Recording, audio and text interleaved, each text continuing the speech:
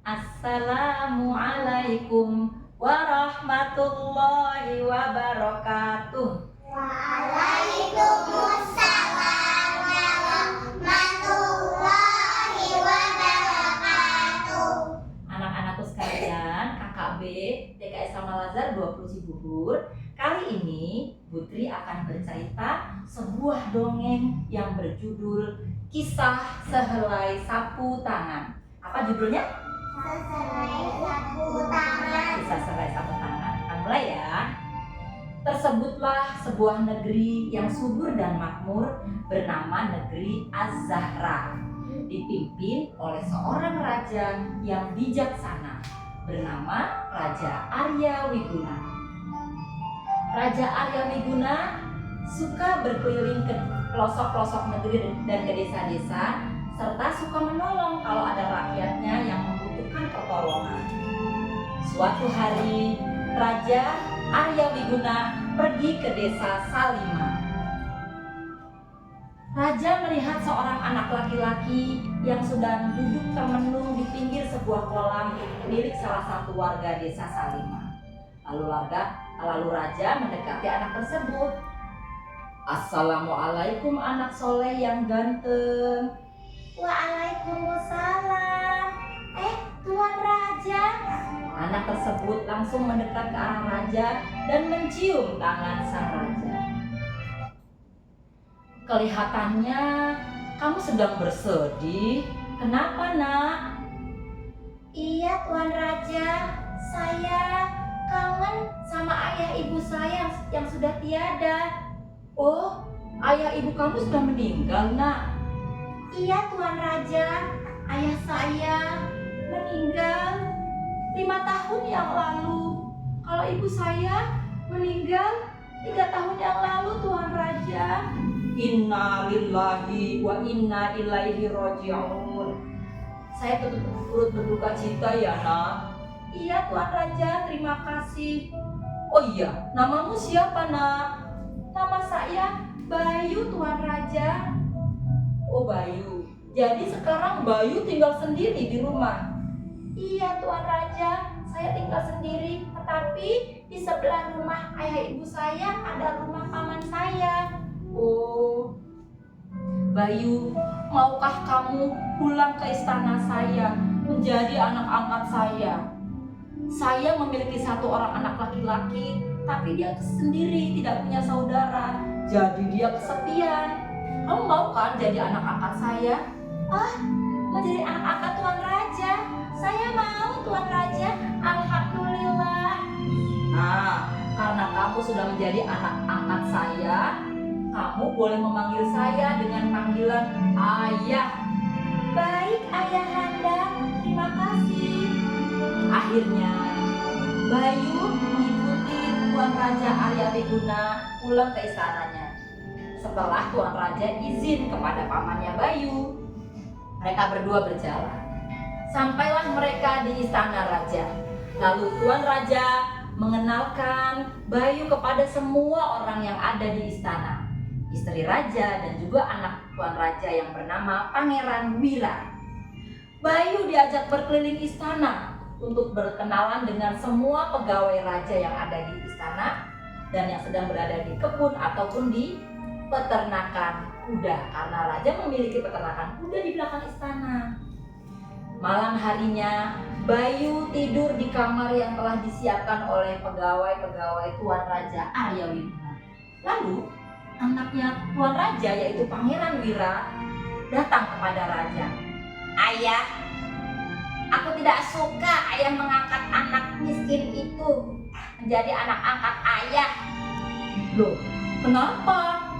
Bayu itu anak yang baik, dia suka menolong. Aku tidak suka ayah mengangkat anak.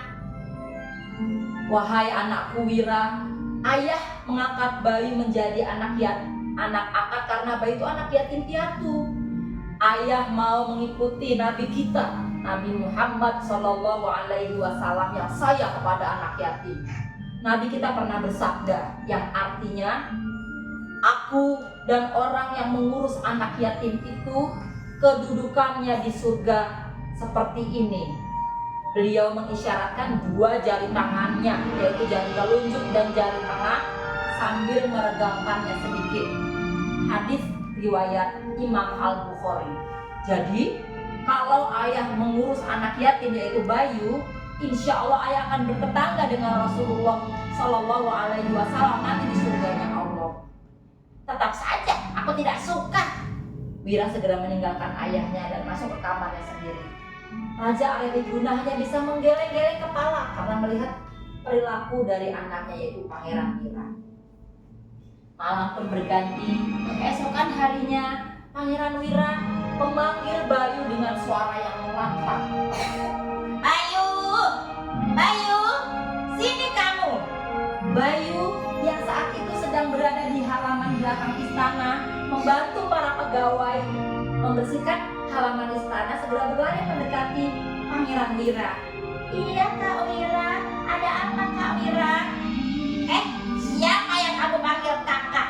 Aku tidak mau ya kamu panggil kakak. Kamu panggil aku Tuan Muda. Baik, baik Tuan Muda. Maafkan Bayu, Bayu tidak tahu.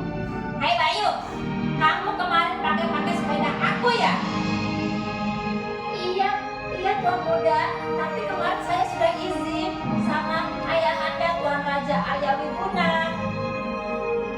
Kamu tidak boleh pakai sepeda saya tidak suka. Baik Tuan Muda, saya minta maaf.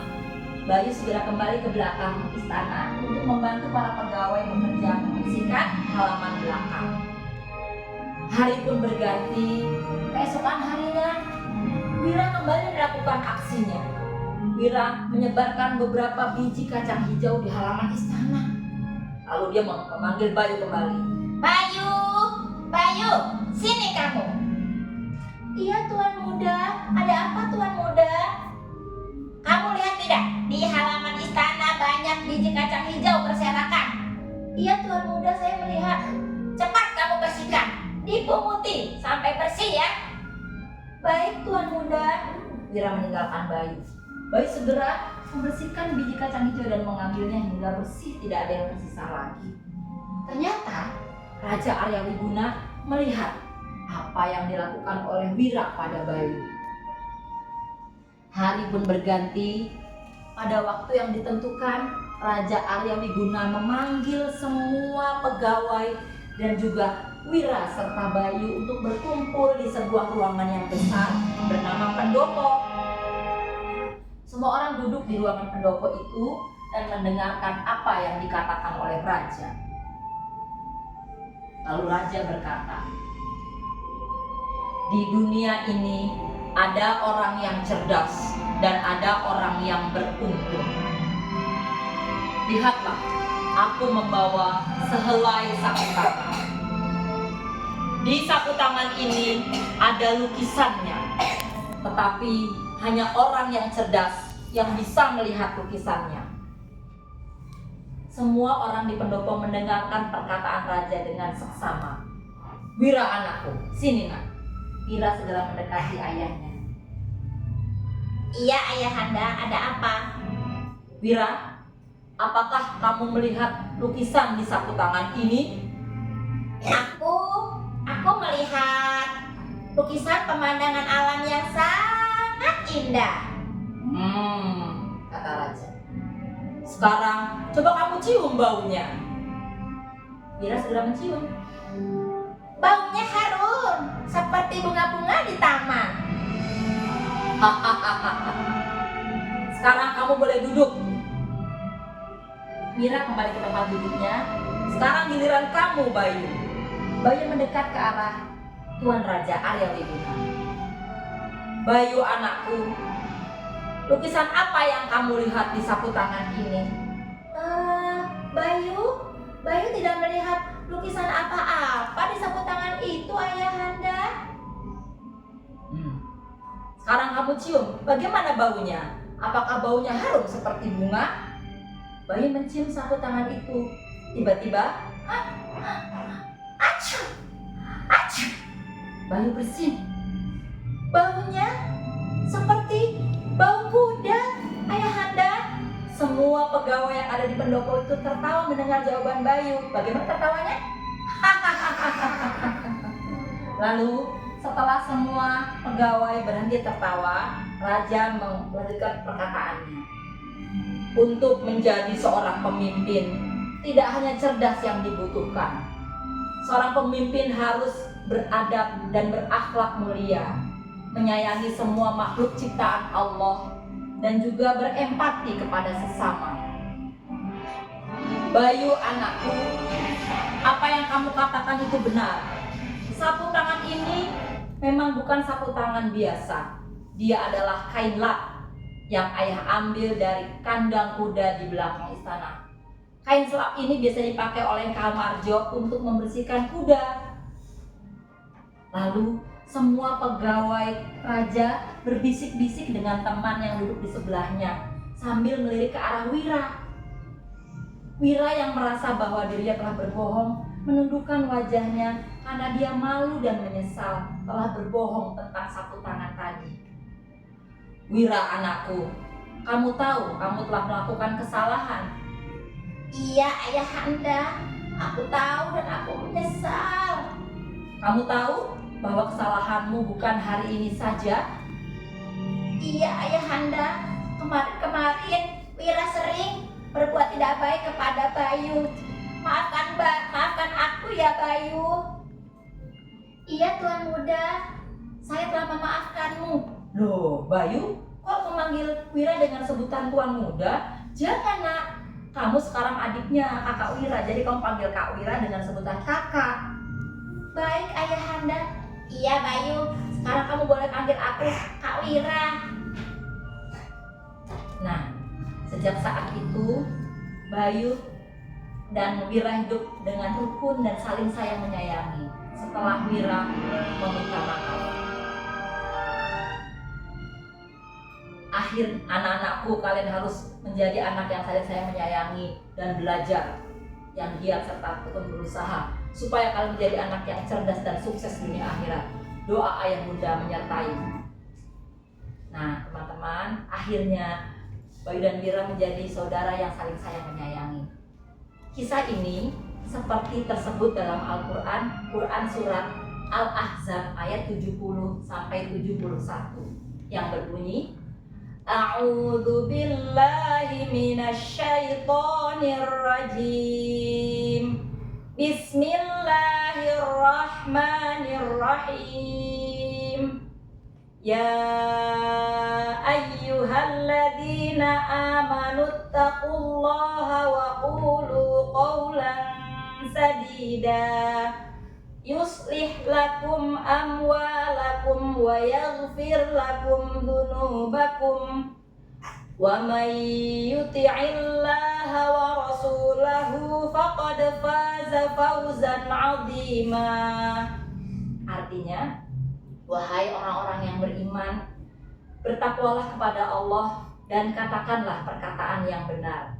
Niscaya Allah akan memperbaiki amalan-amalanmu dan mengampuni dosa-dosamu. Barang siapa yang taat kepada Allah dan Rasul-Nya, maka sungguh dia akan mendapat kemenangan yang besar.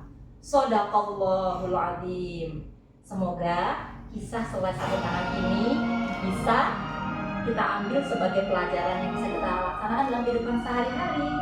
Terima kasih anak-anakku sekalian atas perhatiannya. Wassalamualaikum warahmatullahi wabarakatuh. Wah.